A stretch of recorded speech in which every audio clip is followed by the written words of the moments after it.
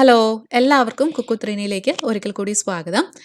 ഇന്ന് വളരെ എളുപ്പത്തിൽ തയ്യാറാക്കിയെടുക്കാൻ പറ്റുന്ന ബേസിക് ആയിട്ടുള്ളൊരു കേക്ക് റെസിപ്പി ആയിട്ടാണ് വന്നിരിക്കുന്നത്. Vanilla sponge cake. അപ്പോൾ മുട്ടയില്ലാതെ ചെയ്യുന്ന റെസിപ്പിയാണ് ഞാൻ ഈ വീഡിയോയിൽ കാണിക്കുന്നത്. അതുപോലെ തന്നെ ഈ കേക്ക് തയ്യാറാക്കിയെടുക്കാൻ വേണ്ടിയിട്ട് മിക്സിയുടെയോ ബീറ്ററിൻ്റെയോ ഒന്നും ആവശ്യമില്ല. സാധാരണ ഒരു വിസ്കോ ഫോർക്കോ മാത്രം മതി. ഓവൻ ഇല്ലാത്തവർക്കും തയ്യാറാക്കിയെടുക്കാൻ പറ്റുന്നതാണിത്. ഞാൻ ഈ വീഡിയോയിൽ ഓവൻ ഉപയോഗിച്ചിട്ടുള്ള രീതിയാണ് കാണിക്കുന്നത്. ഓവൻ ഇല്ലാതെ കേക്ക് തയ്യാറാക്കുന്ന രീതി ഇതിനു മുമ്പ് പല വീഡിയോസിൽ ചെയ്തിട്ടുള്ളത് കൊണ്ട് വീണ്ടും റിപ്പീറ്റ് ചെയ്ത് കാണിക്കാത്തതാണ്. അപ്പോൾ ഞാൻ അങ്ങനെ ചെയ്യുന്ന വീഡിയോസിൻ്റെ ലിങ്ക് ഞാൻ ഡിസ്ക്രിപ്ഷൻ ബോക്സിൽ കൊടുത്തേക്കാം. താല്പര്യമുള്ളവരൊന്ന് കണ്ടു നോക്കൂ കേട്ടോ. പിന്നെ നമ്മൾക്ക് ഐസിംഗ് ഒക്കെ വെച്ചിട്ട് ചെയ്യുന്ന കേക്കിനൊക്കെ ബേസായിട്ട് ഉപയോഗിക്കാൻ പറ്റുന്ന ഒരു കേക്കാണിത്. 500 ഗ്രാമാണ് ഈ കേക്കിൻ്റെ വെയിറ്റ്. അപ്പോൾ നമുക്ക് റെസിപ്പിയിലേക്ക് കടക്കാം. അപ്പോൾ നമ്മുടെ എഗ്ലെസ് വാനില സ്പോഞ്ച് കേക്കിന് ആവശ്യമായിട്ടുള്ള ചേരുവകൾ എന്തൊക്കെയാണെന്ന് നോക്കാം. ഞാനിവിടെ 1.5 കപ്പ് മൈദ ഉപയോഗിച്ചിട്ടാണ് ഈ കേക്ക് തയ്യാറാക്കുന്നത്. പിന്നെ എടുത്തിരിക്കുന്നത് 1 കപ്പ് തൈരാണ്. അധികം പുളിയില്ലാത്ത കുറച്ച് കട്ടിയായിട്ടുള്ള തൈര് എടുക്കാം. പിന്നെ നമുക്ക് വേണ്ടുന്നത് പൊടിച്ച പഞ്ചസാരയാണ്. അപ്പം 3/4 കപ്പ് പ്ലസ് 2 ടേബിൾ സ്പൂൺ പഞ്ചസാരയാണ് എടുത്തിരിക്കുന്നത്. അതായത് പൊടിച്ചതിന് ശേഷമുള്ള അളവാണ് ഈ 3/4 കപ്പ് പ്ലസ് 2 ടേബിൾ സ്പൂൺ. പിന്നെ ഇത് 1/2 കപ്പ് വെജിറ്റബിൾ ഓയിലാണ്. സൺഫ്ലവർ ഓയിലാണ് ഞാനിവിടെ എടുത്തിരിക്കുന്നത്. പിന്നെ എടുത്തിരിക്കുന്നത് 1 teaspoon baking powder, 1/2 teaspoon baking soda, 1.5 ടീസ്പൂണോളം വാനില എസൻസ്, പിന്നെ 1/2 ടീസ്പൂണോളം ഉപ്പ്. ഇനി ബേക്ക് ചെയ്യാനുള്ള ബേക്കിംഗ് ടിന്നും ഞാൻ റെഡിയാക്കി വെച്ചിട്ടുണ്ട്. 8 ഇഞ്ചിൻ്റെ ബേക്കിംഗ് ടിന്നാണ് എടുത്തിരിക്കുന്നത്. കുറച്ച് എണ്ണ തടവിയതിന് ശേഷം ഇതുപോലെ ബട്ടർ പേപ്പർ വെച്ച് കൊടുത്തിരിക്കുന്നതാണ്. ഇനി നമുക്ക് ഒരു ബൗളിലേക്ക് ഈ തൈര് ഇട്ട് കൊടുക്കാം. എന്നിട്ട് ഈ കട്ടയൊന്നും ഇല്ലാതെ നിന്നൊന്ന് ഉടച്ചെടുക്കണം. അപ്പം വിസ്കോ ഫോർക്കോ ഏതെങ്കിലും ഉപയോഗിച്ചിട്ട് ഒന്ന് ഉടച്ചെടുത്താൽ മതി.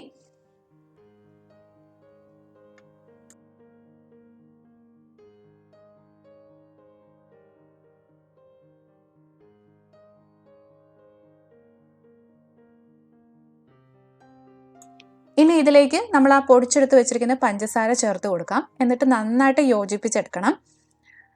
ഈ പഞ്ചസാരയൊക്കെ തൈരിൽ നന്നായിട്ട് അലിഞ്ഞ് കിട്ടണം. അതുപോലെ നന്നായിട്ട് മിക്സ് ചെയ്ത് കൊടുക്കുക. പഞ്ചസാര തൈരിലേക്ക് അലിഞ്ഞില്ലെങ്കിൽ നമ്മുടെ കേക്ക് ബേക്കായി വരുമ്പം ഒരു ഒട്ടൽ വരാനായിട്ട് സാധ്യതയുണ്ട്. മുകൾ ഭാഗമൊക്കെ ഒന്ന് ഒട്ടും.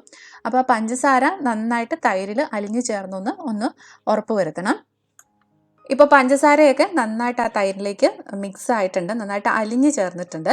ഇതിലേക്ക് നമ്മളിനി ബേക്കിംഗ് പൗഡറും ബേക്കിംഗ് സോഡയും കൂടെ ചേർത്ത് ഒന്ന് മിക്സ് ചെയ്ത് കൊടുക്കാൻ പോവാണ്. അതിനുശേഷം ഇതൊരു 10 മിനിറ്റ് നമുക്കൊന്ന് മാറ്റി വയ്ക്കാം. അപ്പോഴത്തേക്കും ആ ഒരു റിയാക്ഷൻ കൊണ്ട് ഇത് കുറച്ചൊന്ന് ബബിൾസ് ഒക്കെ വന്ന് ചെറുതായിട്ടൊന്ന് പൊങ്ങി വരും. അപ്പോൾ ഒരു 10 മിനിറ്റ് ഇത് നമുക്കൊന്ന് മാറ്റി വയ്ക്കാം. ഇപ്പോൾ 10 മിനിറ്റ് കഴിഞ്ഞിട്ടുണ്ട്. നമുക്ക് കാണുമ്പോൾ തന്നെ ആ ഒരു വ്യത്യാസം അറിയാം. കുറച്ചൊന്ന് പൊങ്ങി കുറച്ചൊരു ബബിൾസ് ഒക്കെ വന്നിട്ടുണ്ട്. ഇതിലേക്ക് നമുക്ക് ബാക്കിയുള്ള ചേരുവകൾ ചേർത്ത് കൊടുക്കാം. ആദ്യം തന്നെ ഞാൻ 1/2 കപ്പ് സൺഫ്ലവർ ഓയിൽ ചേർത്ത് കൊടുത്തിട്ടുണ്ട്. ഏതെങ്കിലും റിഫൈൻഡ് ഓയിൽ മതി കേട്ടോ, സൺഫ്ലവർ ഓയിൽ തന്നെ വേണമെന്നൊന്നുമില്ല. ഇതിലേക്ക് നമുക്ക് ആ വാനില എസൻസും കൂടെ ചേർത്ത് കൊടുത്തിട്ട് ഒന്നുകൂടെ ഒന്ന് മിക്സ് ചെയ്ത് കൊടുക്കാം. അപ്പം വിസ്കോ ഫോർക്കോ മാത്രം ഉപയോഗിച്ചാൽ മതി. നമുക്കിതിനകത്ത് ബീറ്ററിൻ്റെ ഒന്നും ആവശ്യമില്ല. ഇപ്പോൾ അതും അതിലേക്ക് നന്നായിട്ട് യോജിച്ച് കിട്ടിയിട്ടുണ്ട്. ഇനി നമ്മൾ എടുത്ത് വെച്ചിരിക്കുന്ന മൈദ ഉണ്ടല്ലോ, അതും ഉപ്പും കൂടെ ചേർത്ത് കൊടുക്കാനുള്ളൂ. അപ്പം ഞാൻ ആ മൈദയിലേക്ക് ആ ഉപ്പൊന്ന് ചേർത്ത് ചെറുതായിട്ടൊന്ന് മിക്സ് ചെയ്ത് കൊടുക്കുകയാണ്. എന്നിട്ട് നമുക്ക് ഇതിലേക്ക് ആ മൈദ അരിച്ച് ചേർത്ത് കൊടുക്കാം. അപ്പോൾ ചേർത്ത് കൊടുക്കുമ്പോൾ കുറച്ച് കുറച്ചായിട്ട് ഇട്ട് കൊടുത്ത് യോജിപ്പിച്ചെടുക്കണം.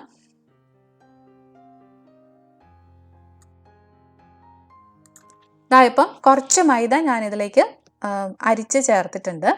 ഇനി നമുക്ക് ഒരു സ്പാച്ചിലയോ തടിത്തവിയോ ഉപയോഗിച്ചിട്ട് ഇതിലേക്ക് ഒന്ന് ഫോൾഡ് ചെയ്ത് കൊടുക്കണം. അപ്പം യോജിപ്പിച്ചെടുക്കുമ്പോൾ പതിയെ ഇതുപോലെ തന്നെ ഫോൾഡ് ചെയ്തെടുക്കാൻ വേണ്ടിയിട്ട് ശ്രദ്ധിക്കുക. ഒത്തിരി നമ്മളിട്ട് ഇളക്കി കഴിഞ്ഞാൽ ആ കേക്കിൻ്റെ ടെക്സ്ചർ നന്നായിട്ട് വരണമെന്നില്ല. ഇതുപോലെ തന്നെ നമുക്ക് ബാക്കിയുള്ള മൈദയും കുറച്ച് കുറച്ചായിട്ട് ഇതിലേക്ക് ചേർത്ത് യോജിപ്പിച്ചെടുക്കാം.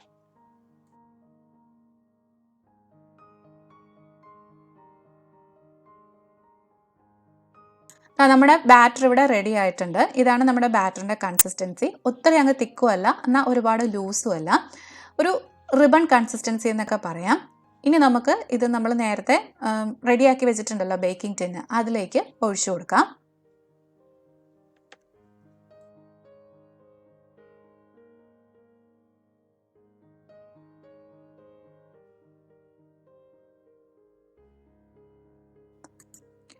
ഇനി ഇതിനകത്തെ എയർ ബബിൾസ് ഒക്കെ ഒന്ന് പോകുന്നതിനായിട്ട് 2-3 പ്രാവശ്യം നന്നായിട്ടൊന്ന് ടാപ്പ് ചെയ്ത് കൊടുക്കുക. അതിനുശേഷം നമുക്കിത് ഓവനിലേക്ക് വെച്ച് കൊടുത്ത് ബേക്ക് ചെയ്തെടുക്കാവുന്നതാണ്. അപ്പോൾ ഞാനിവിടെ കൺവെക്ഷൻ ഓവനിലാണ് ബേക്ക് ചെയ്യുന്നത്. 180 ഡിഗ്രിയിൽ 10 മിനിറ്റ് പ്രീ ഹീറ്റ് ചെയ്യാൻ വേണ്ടിയിട്ട് ഇട്ടിരുന്നു. അതിനുശേഷം നമുക്ക് ഈ ബേക്കിംഗ് ടിൻ വെച്ച് കൊടുത്ത് 180 ഡിഗ്രിയിൽ തന്നെ 30 മുതൽ 40 മിനിറ്റ് വരെ ബേക്ക് ചെയ്തെടുക്കാം. ഓവനില്ലാതെ ചെയ്യുന്നവർ ആ രീതിയിൽ ബേക്ക് ചെയ്തെടുത്താൽ മതി. അപ്പോൾ നമ്മുടെ കേക്കൊക്കെ റെഡി ആയിട്ട് വന്നിട്ടുണ്ട്, നന്നായിട്ട് തന്നെ വന്നിട്ടുണ്ട്. ഇപ്പോൾ ചൂടുണ്ട്. തണുത്തതിന് ശേഷം നമുക്കിതൊന്ന് കട്ട് ചെയ്തെടുക്കാം. നല്ല സോഫ്റ്റായിട്ടാണ് ഇരിക്കുന്നതും. കേക്കൊക്കെ നന്നായിട്ട് തണുത്തിട്ടുണ്ട്. കട്ട് ചെയ്ത പീസ് നോക്കൂ, എന്ത് സോഫ്റ്റായിട്ടാണ് ഇരിക്കുന്നത്. അതുപോലെ തന്നെ നല്ല ടെക്സ്ചറുമാണ്. അപ്പം എല്ലാവരും ഇത് വീട്ടിലൊന്ന് ട്രൈ ചെയ്ത് നോക്കൂ. ഇപ്പം മുട്ട ഉപയോഗിക്കാത്തവർക്കൊക്കെ വളരെ എളുപ്പത്തിൽ ബീറ്ററോ ഒന്നുമില്ലാതെ തയ്യാറാക്കി എടുക്കാൻ പറ്റുന്ന ഒരു കേക്കാണ്. ഓവനും വേണമെന്ന് നിർബന്ധമൊന്നുമില്ല. ഞാനിവിടെ ഓവനിൽ ചെയ്യുന്നത് കാണിച്ചു എന്നുള്ളതേ ഉള്ളൂ. അപ്പോൾ ട്രൈ ചെയ്ത് നോക്കിയിട്ട് നിങ്ങളുടെ ഫീഡ്ബാക്ക്സ് മറക്കാതെ എന്നെ അറിയിക്കുക. ഒപ്പം ലൈക്ക് ചെയ്യാനും കമൻറ്റ് ചെയ്യാനും ഷെയർ ചെയ്യാനും മറന്നു പോകണ്ട. സബ്സ്ക്രൈബ് ചെയ്യാത്തവരാണെങ്കിൽ സബ്സ്ക്രൈബ് ചെയ്യാനും. വീണ്ടും വേറൊരു റെസിപ്പി ആയിട്ട് വരാം. അതുവരെ ബൈ ബൈ. Thank you.